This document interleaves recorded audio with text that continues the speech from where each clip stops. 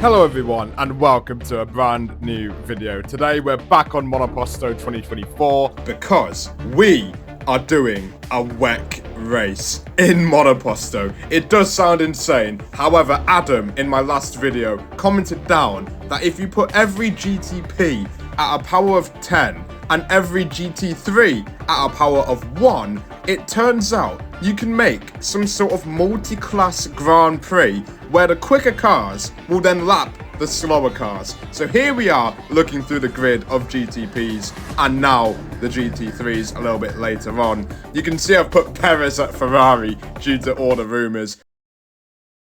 And I got some people like Vettel and Kubica for the banter, all the while having some real GT3 and GTP drivers like Van Thor, Van der Linde, Engel, etc.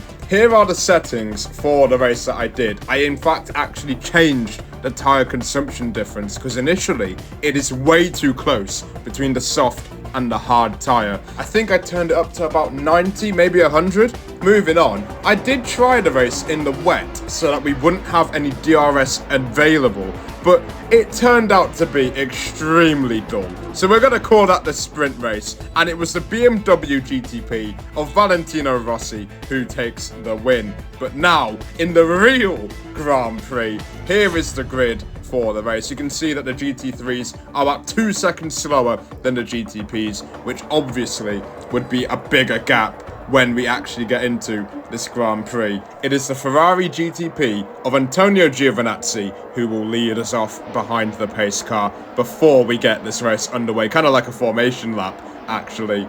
And in the GT3 class, it's a Ferrari double as we've got Arthur Leclerc in P1 ahead of Kubica and then Sebastian Vettel. You can see behind Antonio Fuoco on the hard tyre. Jenson Button will also be on the hard tyre. And I've made it a 100% race. So strategy will be very interesting with the tyre wear being lower than it would be in Formula 1. The pace car will go into the pit lane to end the formation lap and we can get the 1.5 hours of Bahrain underway. Giovinazzi will cross the line first and everyone will follow behind him. What will it be like to see a multi-class race in Monoposto? We will find out, as Button already having a look there at the BMW GTP of Marcus Ericsson at turn 1. He couldn't quite get the move done, which is good for Ericsson. He doesn't want to be behind somebody on hard tyres. Meanwhile, all the GT3s are in single file. Lap 3 of the Grand Prix has begun, and it is still looking the same as it was before. Van Thor looking to try and get ahead of Button. They're losing a lot of time behind there. And look at that, Perez went to the inside for turn 4. He goes up the inside of Jenson Button in the Acura. The Ferrari GTP will move up into P4. Meanwhile, Button is now under pressure here from Van Thor in the Porsche GTP. He couldn't get the move done, and that will be very frustrating. He has to get a move on here. Or to the inside there at the final corner. Button could do nothing about it and he won't even get DRS. Van Thor up into P5 and Button could drop like a stone here on the hard tyre. The pace isn't looking that good for the Acura at the moment. Meanwhile, out in front, Antonio Giovinazzi still leading by about just over a second as we are on board with Magnussen. BMW are going to have to get that move done. On board here with Sebastian Vettel in the Aston Martin GT3, looking to just save his tyres. Meanwhile at the front, look at Sergio Perez, absolutely flying in that Ferrari. He's going to use a bit of battery here on the straight, and with the DRS, he will fly past Ericsson and Lotterer in the other Porsche GTP. Down the inside, Lotterer will try and come back, but won't have as much grip as the Mexican. Sergio Perez doing a brilliant job. Actually, I wasn't expecting that. Sergio Perez up into P2. Marcus Ericsson will be a little bit frustrated that he doesn't have that amount of grip. And at the moment, it is looking brilliant for Ferrari here. It is a 1-2 for the Italian outfit, but there is still a lot of racing left.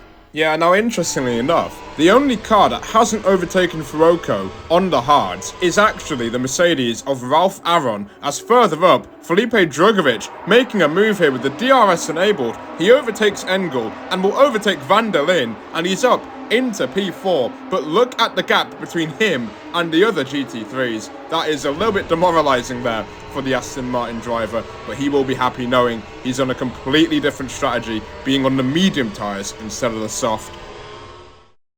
On board here with Rossi, he'll be a little bit disappointed with the pace on this first stint. He's under pressure here from Marcus Ericsson, who's looking to re-overtake him. Rossi forced for the bait, and Ericsson could have a good go here, but Rossi will use the deploy of his BMW GTP, and he will fly away from the Acura. So Ericsson probably getting even more frustrated behind the cockpit. Meanwhile, here comes Sergio Perez on his teammate. Will we see team orders here for Ferrari? We know that Perez is the fastest man on the racetrack right now. He needs to get the move on here. This is what Adam was talking about in my comment section. We are going to see the first car of the Grand Prix get lapped, and surprisingly enough, it is Ralph Aron on the soft tyre. He really isn't making it work, which is really odd. I'm not entirely sure where the pace has gone, but he will now let Giovinazzi through. But surprisingly, he's not going to let Perez through that easy. And now, Perez will have to put in a little bit more work just to get ahead of the Mercedes GT3. Perez gets ahead just fine and keeps DRS of his teammate that they're going to have to encounter. This could change the complexity of the race. And talking of changing the race, Sergio Perez has been given a 5-second time penalty for causing a collision. He might have made a little bit of contact there with Drugovich, and now Perez has made his life that little bit more difficult. However, it is a long race. Meanwhile, there is a GT3 battle happening while there's a GTP going through, and Drugovich will take advantage and overtake Van der Linde once again to get back up into 4th place. He just can't get away from the BMW GT3. He gets up into 4th place once more, but Van der Linde will be trying very hard to get back ahead. And Valentino Rossi has found another gear right now here on lap 21. We ignore the huge corner cut there at turn 1. He goes down the inside of Lotterer, and using those soft tyres, they still haven't worn out completely yet.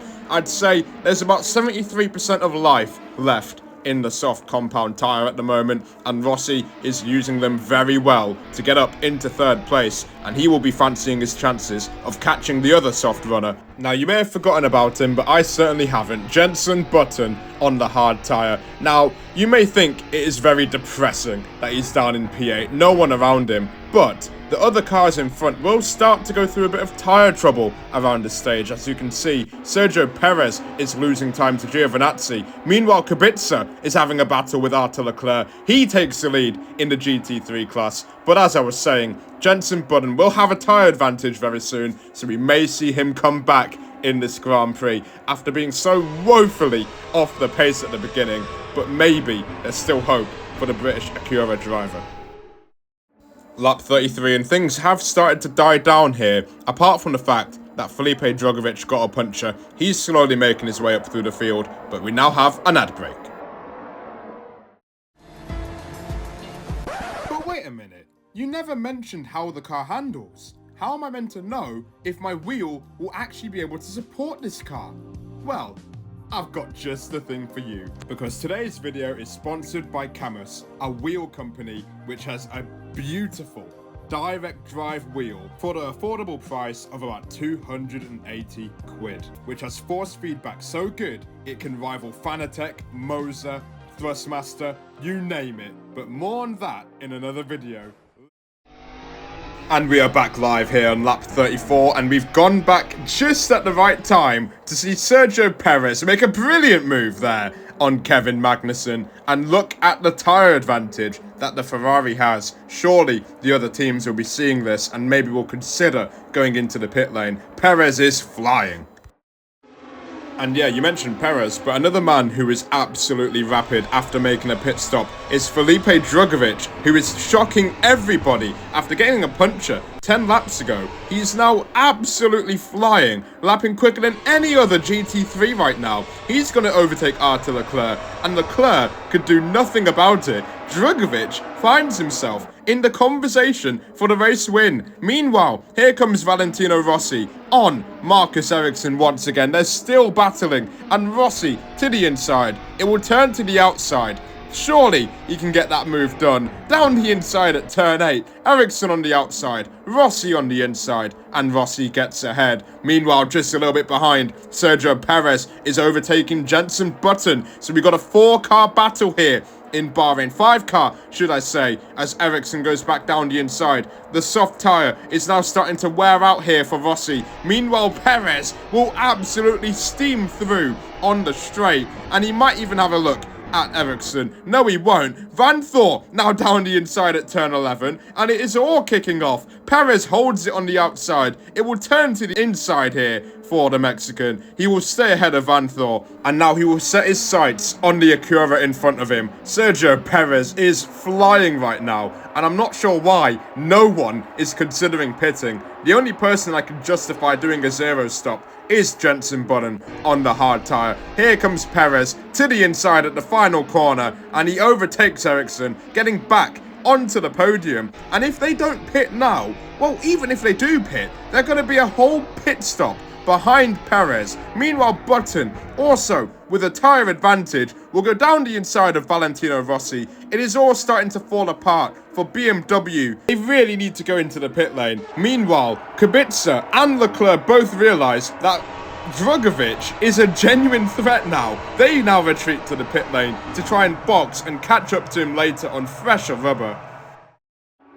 Here comes Kubica now on the new set of medium tyres. He will overtake his teammate Van der Linde, and surely team orders were used. Yep, absolutely. Van der Linde moves to the side to let Kubica through. Meanwhile, Arthur Leclerc did the same thing to his teammate, getting ahead of him with no major issues.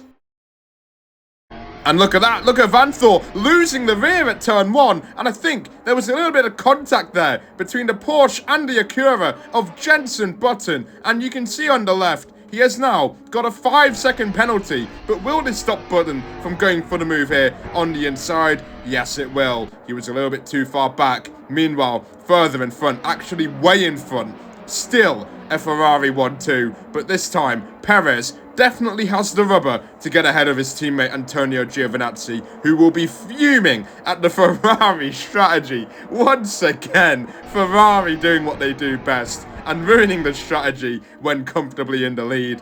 Perez will take the lead, Giovinazzi down into P2, and he will not be very happy, but Sergio Perez has the win right in front of him here.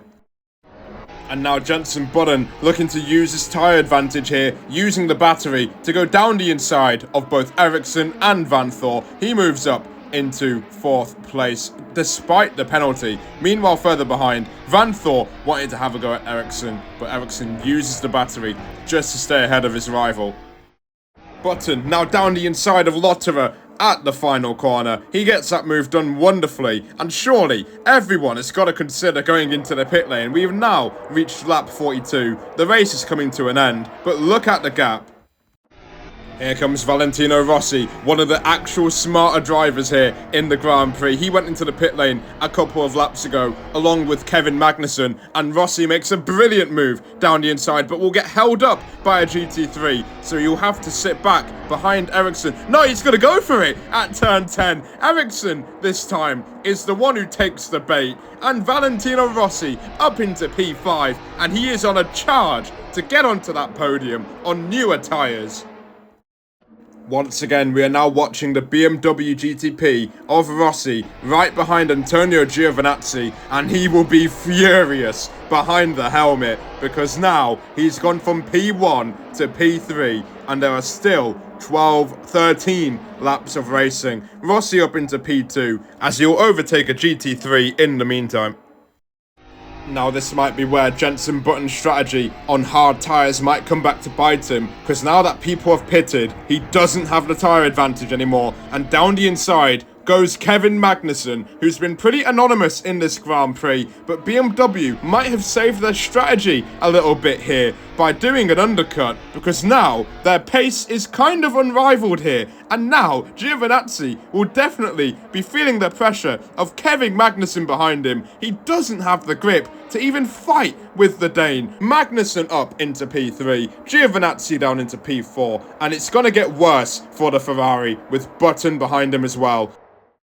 Bad to worse for Antonio Giovinazzi. He goes down into P6 as Van Thor, who pitted a few laps ago, is overtaking him. And same with Jenson Button. Lotterer, who is also on the same strategy as Giovinazzi, goes into the pit lane. They realise that they're fighting a losing game. And can I just mention, Ralph Aron, despite having no pace, he's managed to take his soft tyres 47 laps. That is remarkable.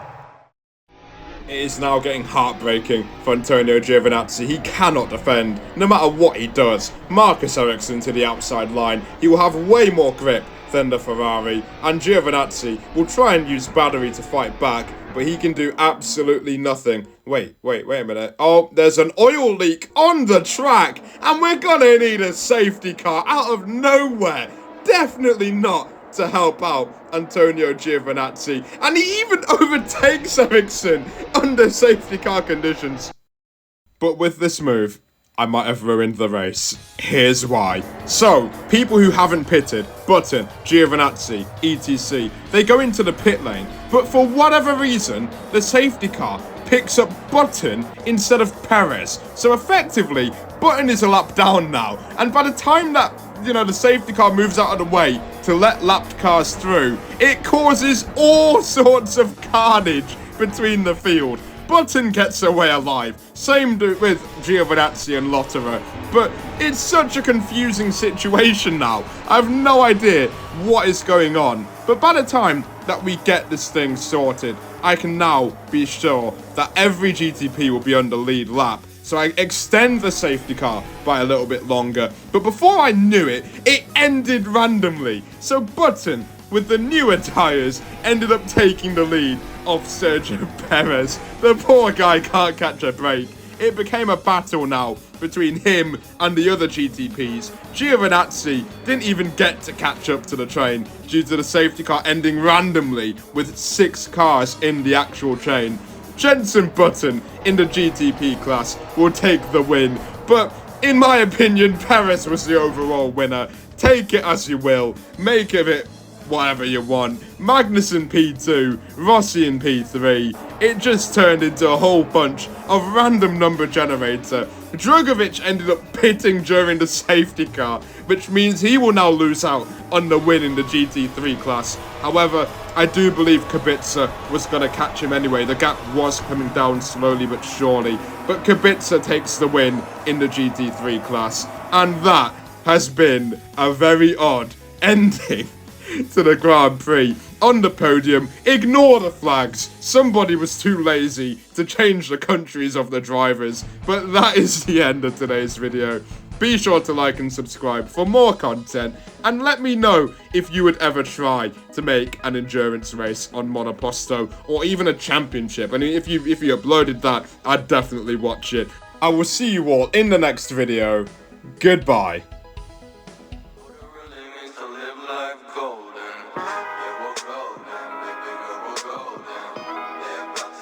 Shine,